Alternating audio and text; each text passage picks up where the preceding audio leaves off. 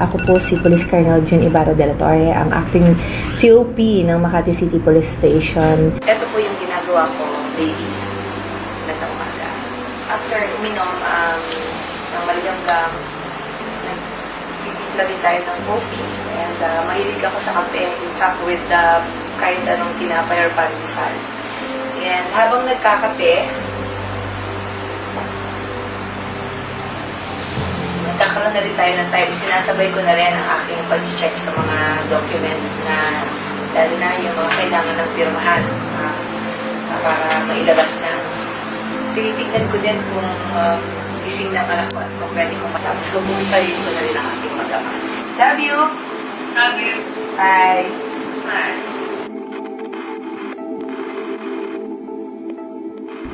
Makati, pusod ng kabihasnan, puso ng ekonomiya. Isang lungsod na laging gising, laging gumagalaw. Nakikita natin, malaki ang impact sa public, no? Iba yung kanilang safety na nararamdaman kapag nakikita talaga nila ang ating mga kapulisan. Yung rush hour ay dapat nakatutok ang ating mga tao. So yun pa rin talaga, no? If we want peace and order, yung ating police visibility dapat talaga at seryoso talaga ang mga pulis sa pagbabantay. Sa mundong pinapaikot ng utos, ranggo at responsibilidad, may isa na tahimik na nagbukas ng pinto na matagal nang sarado. At sa kasaysayan, isang pangalan ang unang itinindig. Hindi ito kwento ng araw-araw lang. Ito ang araw kung kailan muling isinulat ang pamumuno. Hindi siya hinirang para lang manguna, siya'y dumating upang baguhin ang pananaw kung sino ang dapat naroroon. Alam naman natin na ang babae, syempre yan ang una-una talagang magiging hamon na babae ka, so paano mo mapanatili ang kauyusan sa komunidad o dito sa hinahawakan mong posisyon bilang COP ng Makati.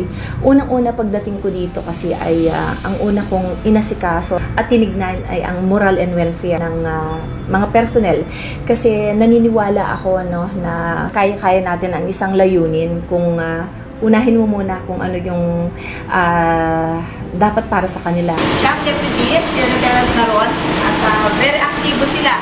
So katulad din ng kanyang substation commander, very active.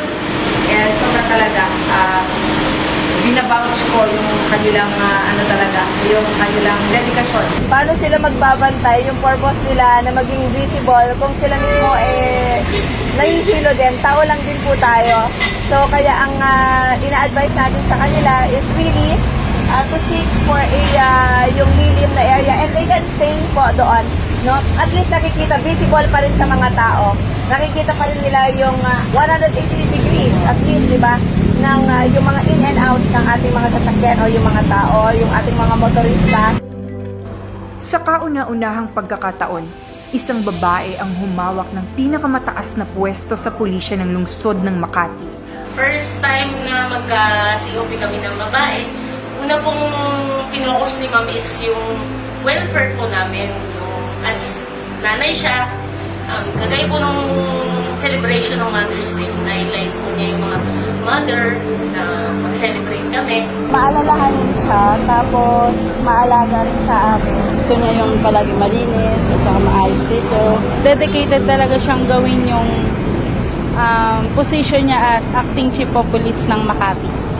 Bago ka lumabas sa iyong tahanan, kailangan maayos mo muna ang buong kapulisan na iyong pinaglilingkuran. No? Nakita natin na epektibo yon kasi lahat ay gumagalaw. Walang naiiwan, lahat ay may kanya-kanyang responsibilidad. Kayang-kaya naman natin ito at hindi iyan sagabal ang pagiging babae natin, no? Para maglingkod or magsilbi sa Makati. Sa bawat tawag ng tungkulin, siya ang una sa aksyon. Sa bawat desisyon, siya ang huling salita. Ang kanyang pamumuno hindi para sa titulo, kundi para sa serbisyo. gusto kong maging benchmark ng Makati CPS sa buong NCR, no? Pagdating sa peacekeeping, innovation, and community engagement. So, yun yung long-term, no, na vision na nakikita ko para sa Makati CPS. Hindi lang ito kwento ng unang babae. Ito ay kwento ng isang pinunong nagpapatunay na ang pamumuno ay hindi kasarian. Ito'y paninindigan.